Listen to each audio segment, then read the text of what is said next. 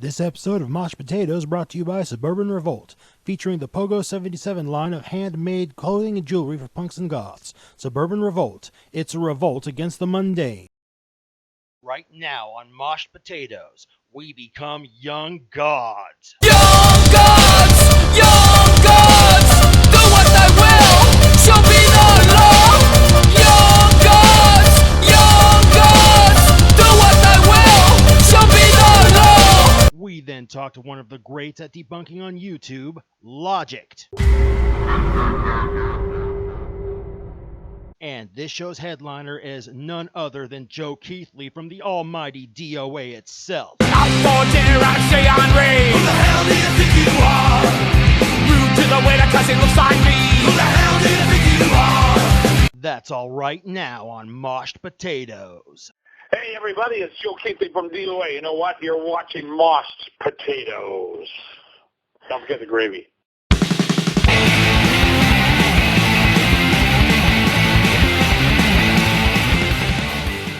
What up, all you lucky people? Welcome to the newest installment of Mosh Potatoes. Now in this episode, to go from opener to headliner, we got starting off the review of Prayers by Young Gods. Should be pretty sweet. Next thing we got going on is an interview with one of the internet's better known debunkers, or at least he will be after you see him, Logicked. Lastly, we'll finish off the whole thing with an interview with the one, the only, Joe Keithley of D.O.A. I know you're all eager to get started, so hey, let's go away.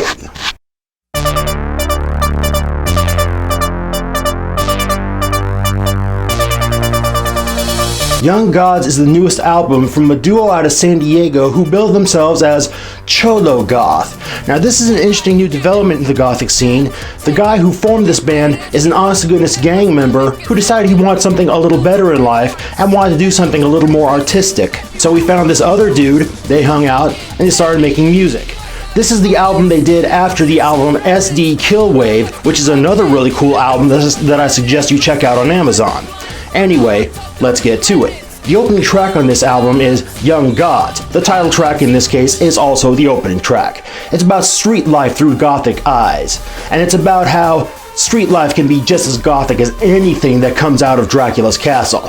Hear it to believe it. Next after that is a track called Love is the Enemy, and it's about broken hearts and the usual thing, and it's also about how no matter how badly we get hurt, hey man, we just keep on trying anyway. The next track is called Chthonian. Now that means sorcery or relating to deities.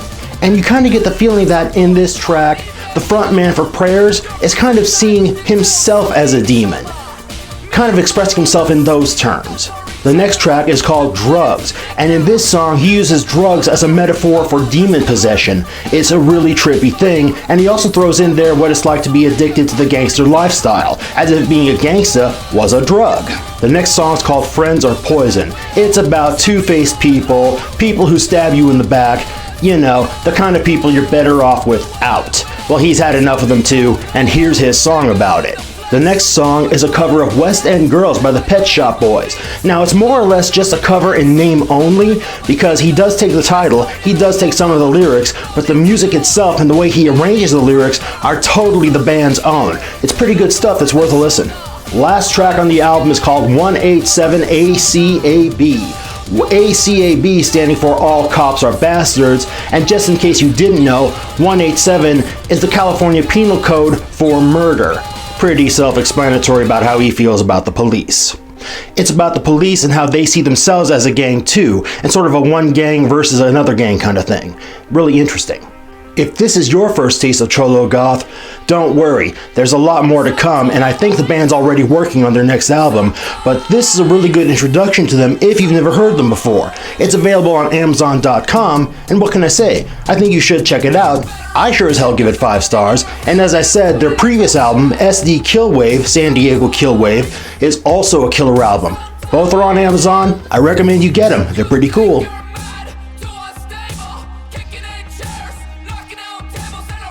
Next up, we have an interview with a guy who I'd like you to get familiar with. He spends his time debunking religion and just in general analyzing things cerebrally. His name is Logicked, and if you've never heard of him before now, you're in for a treat. Take it away.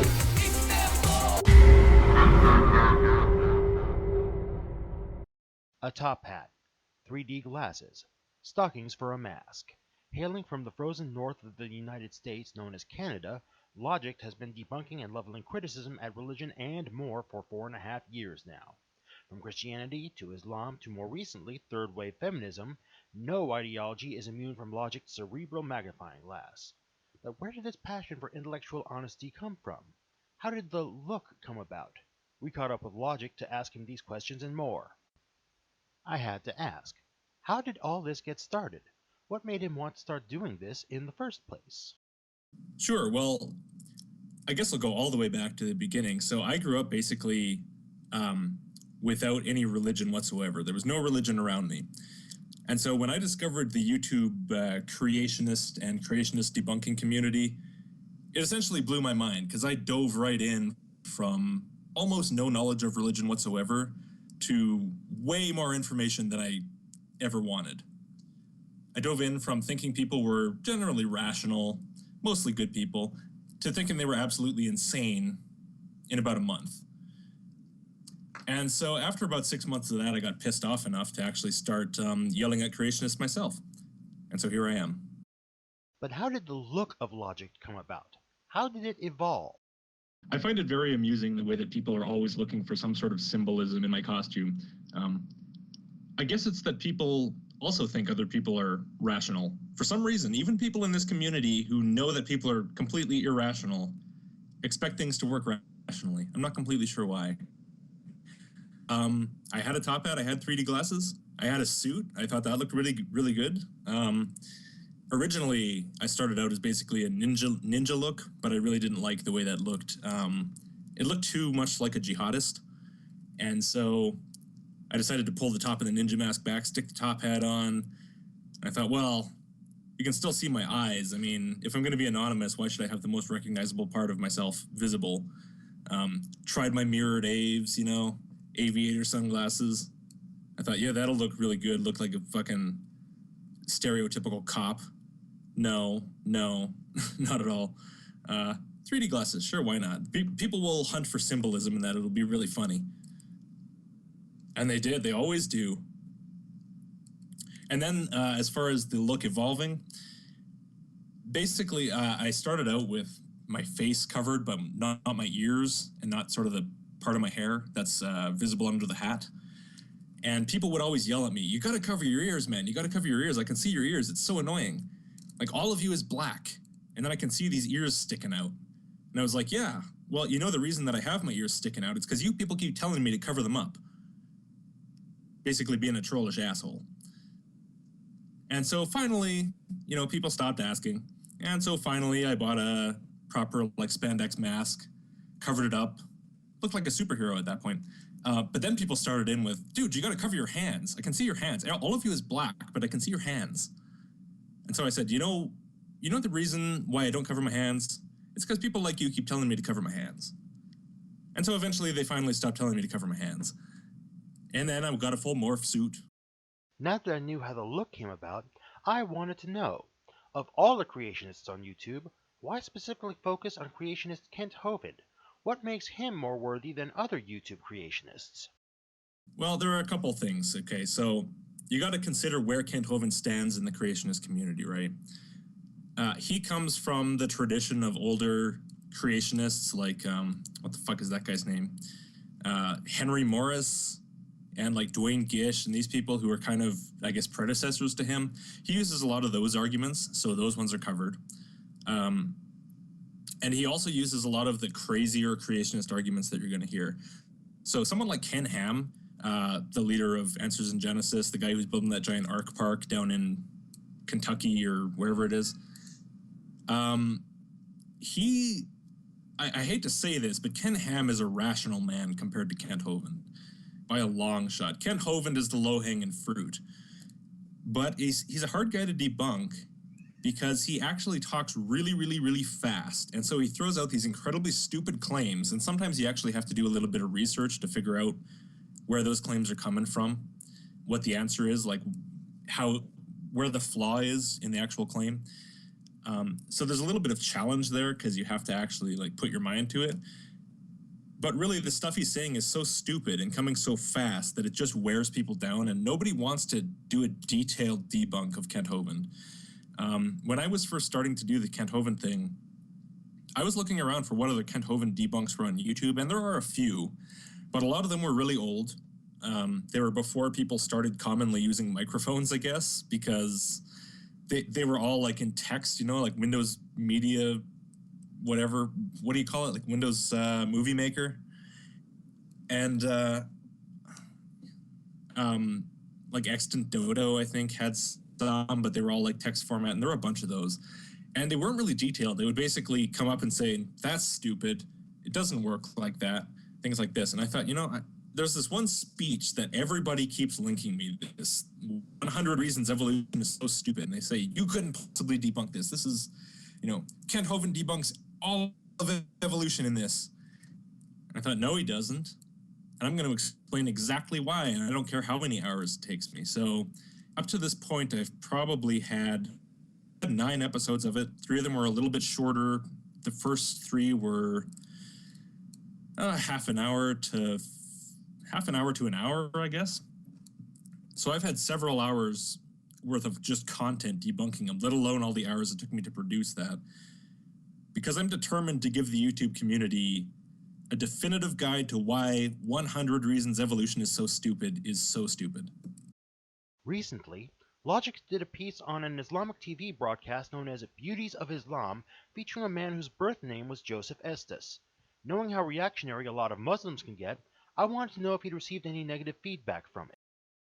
Oddly enough, I didn't really. I've actually done Islam a couple of times now, and I intend to keep doing it into the future. So far, I haven't got too much backlash, but I suspect that as I become known as the Islam debunker guy, I probably will. Which I suppose is where a little degree of anonymity comes in. Maybe it's useful, but I really don't think anyone will do anything. I mean, we got other guys doing the same thing, kinda. We got the Bible Reloaded. They're doing the Quran Reloaded, looking at the Quran in detail and, making fun of it. I don't know. YouTube is rife with people just piling on Islam at this point, so probably won't be too bad. But yeah, I've had a few, Allahu Akbars and, you're not gonna get away with this kind of stuff, but no explicit death threats yet. So we'll see. And are there any threats he gets from Christians as well as Muslims? Well, yeah, and the thing is, I've had the same kind of comments from Christians, like people saying, I'm going to track you down and kill you, things like this. I'm going to, So you get the same threats. The thing is with Christians, I don't take them quite as seriously.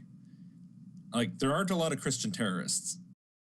With all the debunking he's done over the years, it begs the question of who was the most batshit insane person he'd ever done a video on.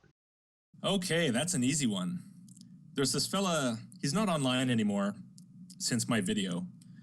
His name was Lord Amun-Ra Yahushua Michael Lever. Lord Amun-Ra Yahushua Michael Lever. I'm assuming his name was Michael Lever. He was a very odd man who hid in his room, wore a baseball cap.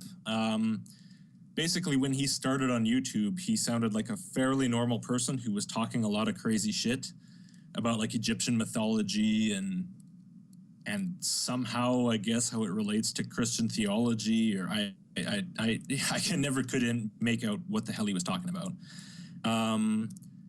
But he started out sounding relatively normal, and by the end, he ended up sounding like this. And I thought he sounded like the singer from the Monster Mash. And he basically ranted on, in the video that I did, he ranted on about why evolution wasn't true because, what was it? Like when you eat a banana, you don't turn into a banana. And I don't remember. It was too crazy for me to remember. My brain, if I can't compute what the hell it means, I'm probably not going to remember it for long. But it's there. And at the end, of course, he went on a big rant about how evil the Jews are and they're snakes and pigs and whatever. I don't think I've had anyone crazier than that. The problem is that I'm slightly worried that he was actually crazy, in which case I'm kind of a mean bastard. But you put your views out there, you got to assume you're going to get some pushback potentially. So I don't feel that bad.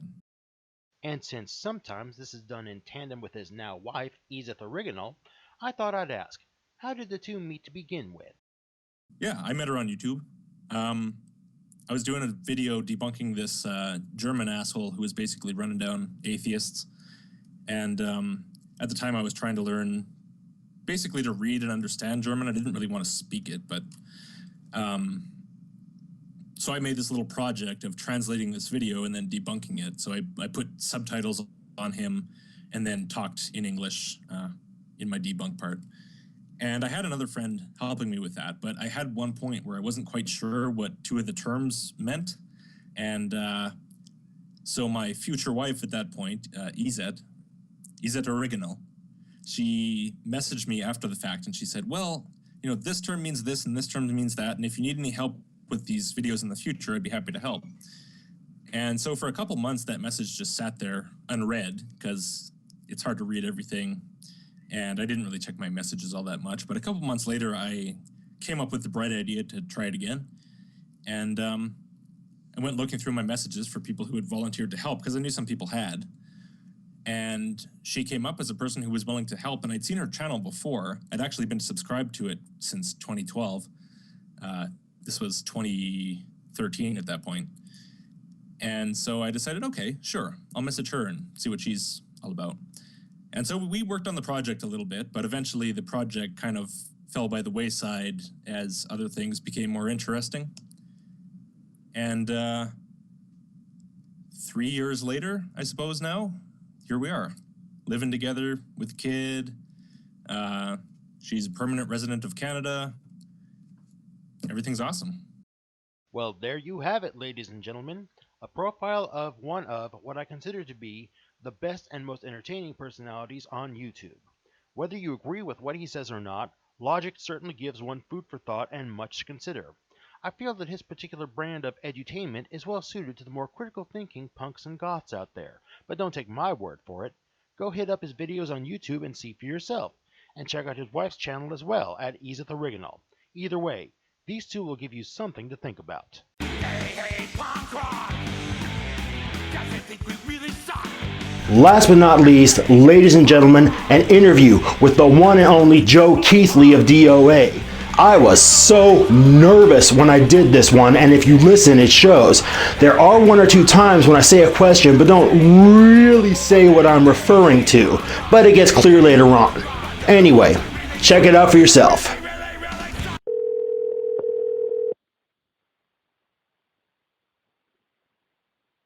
Hello? Hello, may I speak to Joe Keithley, please? Right here. Hello, Joe. My name's Dean Ricks. I'm with Mosh Potatoes. We got an interview scheduled today. You ready? Well, I forgot. You know what? I'm ready. I was born ready. So there you go, Dean. Go ahead. All right, cool. We can use another time if you're like got something planned or I don't know. No. Hey, like I said, there's no time like the present. Yeah, go for it. All right, cool. Well, let's get started. And if this starts to take too long, let me know, okay? I won't be able to go on too long, but yeah, no, a reasonable amount of questions, of course. Sure. All right. Well, real quick, let's start off with this one. I'm going to say the names of 4 U.S. presidential candidates, and I'd like your opinion of them. First thing comes to your mind, okay? Okay, what was the question again? I'm going to say the names of a few U.S. presidential candidates. Want you to say the first thing that comes to your mind. All right? Okay, sure. Yeah. Hillary Clinton. Oh, wow. Yesterday's news. Okay. Ted Cruz. Bible nut. Bernie Sanders. The best choice. Last but not least, you probably knew this was coming, Donald Trump. Time to dump Trump. Definitely. What do you think a Trump presidency would mean from a Canadian perspective? You know what? Trying to say, if everything was like the way he was talking, then it would be one thing. But obviously, public opinion, Congress, and the Senate will play a big factor, and the Supreme Court too, I suppose. But for Canada, I think probably less trade. I think I think he likes Canada. I don't know, but he's a protectionist in that sense. Try and protect American jobs. Which is that's a pretty valid point of view as well, right? Of course, right? Mm-hmm. Okay. I don't know what else would mean for Canada. It's really hard to say, right? So. Okay. Well, speaking of political things, your last run for a representative, I think it was? Yeah, the Canadian equivalent is called an MLA, but the same thing as like a state rep. Yeah. Well, what was the greatest hurdle in doing that, and what do you think you're going to do differently in 2017? What did I get out of it, or sorry? What was the greatest difficulty you had to overcome in your last run, and what do you think you're going to do differently in 2017? Lack of organization, lack of money. Okay. We have lots of spirit and lots of goodwill, and people really liked me. But compared to the mainstream parties, lack of volunteers and lack of money. So like for May 2017 is the next time we have an election here. I've learned an awful lot about it, so I'd be a lot better prepared, and I think I'd have a better chance. Okay. I'm a person who tries to learn from my mistakes. It doesn't always work, but I try anyways. Yeah, I can know that feeling. Segueing into things with D.O.A., are there going to be any more benefit shows to raise legal funds, defense funds for the protesters? And what's happening to opposing expansion now from Joe Keithley's perspective? Or Joe Keithley's end of it, I should say. Yeah, no, we don't have any benefits planned. I mean, we're working on, and we just got a new album out a while back called Hard Rain Falling. That's out, for a few months, obviously. Yeah. We're planning a Western tour, right down the Western states, and which will include punk rock bowling on the 29th. And then we're going to Europe in July. And, then we'll do a bunch of stuff in the fall, too, as well. Probably more U.S. shows, obviously, right? Yeah. What's the second part of your question? And what's happening on the side of D.O.A. to oppose expansion right now, as far as, like, protests or anything, or? Well, nothing really. I mean, the big thing that would come up is the pipeline. Is the couple pipelines are the big issues out here. Right. Most Americans wouldn't be that familiar with them, but there's two big oil pipelines they want to build through BC from Alberta, which is obviously where the bitumen, which is heavy oil sands. Right. That's where it originates from, Alberta. So they want to pipe it out to here and then ship it over to India and China. But there's a lot of resistance, which I'm involved with. It's just going through some court hearings right now. Mm-hmm. So there's not much going on with it. And plus we have a new federal government that is not as oil mad as the Conservatives were. Right. We have a liberal government. So hopefully they're a bit smarter about this, but that remains to be seen.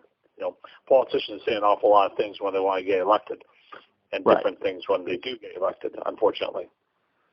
Yeah. This one's just for fun. Who do you think would last longer in a pit at a D.O.A. show, Justin Trudeau or Stephen Harper? Who would be more likely to show up? Who would last longer in a pit at a D.O.A. show, Justin Trudeau or Stephen Harper? Let's say in a perfect world, they showed up to the show and they're in the pit. Who would last the longest of the two? Well, Trudeau, just because of his youth, I think he'd have a better chance, and he'd have some sort of sense of what it's all about. I don't think Harper would understand it at all. He'd probably just try and call for Secret Service to come and help him or something. Okay. A quick question about history this time. Did you know any of the guys in punk's first wave, like anybody from the Vile Tones or Teenage Head? Were you familiar with them at all or knew them at all? Yeah, we played with the Vile Tones. Yep, I lived in Toronto in 1977 when the scene started out there, which was sort of about the same time Vancouver scene started, maybe a little bit ahead of Vancouver. Played the Vile Tones, played with the Demics. I know Mickey from the Forgotten Rebels, played with them lots of times. Trying to think who else is out there. Most of the original Ontario bands, the D.O.A. would have played a lot of shows with them. Okay, cool. Yeah. And Yeah, that was it. Yeah, good scene they had out there. Right on. The last two questions for you, so I don't want to take up too much of your time. Okay, it's been 14 years since the creation of D.O.A. Day in Vancouver.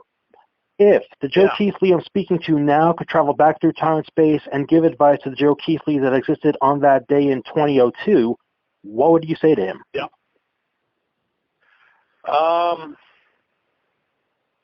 Wow. That's a good question. Probably a million things. Say, don't write this song, don't put out that record. That's going to waste money. Right. Mostly from a label perspective. Not that much, right? I mean, you have to. I think in life you just go along and take things in stride, and if you have a good philosophy that you believe in yourself, then you'll usually make more or less the right decision. Obviously, not the perfect one every time, right? So, not too much. The D.O.A. Day was a great honor. It was really funny and not something we expected, right? So we'll have to do something for the bigger thing for the 15th anniversary of it, right? So exactly. Whether the city honors it or not, I don't know, but we can always make a big fuss about it ourselves. Okay. And probably last but not least, what are the major changes in the Canadian scene and also the international punk scene you've witnessed over the years? What is really different from then to now, do you think? Or what has changed for the better or worse? Or Well, I mean, I think one of the things that there's still a good punk rock scene. It's very underground, which it was in the old days, obviously, like when you think back to, Black Flag, Minor Threat, D.O.A., Bad Brains, that really early scene where the shows are small, like 100 people, 200 people, that kind of thing, right? There might be a few bigger ones, right, in Los Angeles, right? But so I think it's still underground. It's still got a lot of purpose, like politically, like the kids are involved.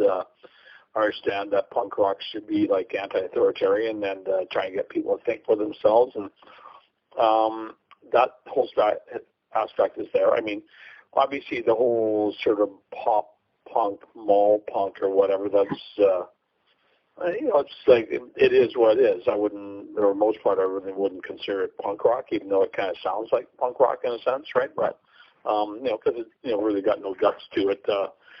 So those kind of changes. I mean, obviously there's so many offshoots of punk rock and variations of that, subgenres. I think that which is cool, because you can't expect it to sound like 1977 forever. Right. And in 1977, there were a lot of variations already then, right? If you think of like artsy punk, straight ahead, oi, or more Californian American punk type thing. So there already were lots of different ideas in it. It's just split in 100 more ways since then, I suppose. Thank you, Joe. You've been great. Ladies and gentlemen, that is it for this episode of Mosh Potatoes. I hope you had as much fun watching it as I had making it. Hey man, check us out on Patreon. Throw us a few bucks. Mosh Potatoes. Check us out on Instagram. Check us out on Twitter. Check us out on Facebook. And I also have to give a shout out to Punks with Lunch. Link to them will be below. They're the group of East Bay punks who get together every Sunday to feed the homeless. Really noble cause. And right now, if you go to suburbanrevolt.com, there is jewelry there on sale where all the proceeds will benefit Punks with Lunch after Etsy takes their cut. So go, man. What are you waiting for? Again, that's it for this episode. I've been Judas. You've been awesome. All the links I want you to see will be in the description. And hey, what do you think of the Mohawk? Did it just for you guys. Again, that's it. I've been Judas. You've been awesome. Take care.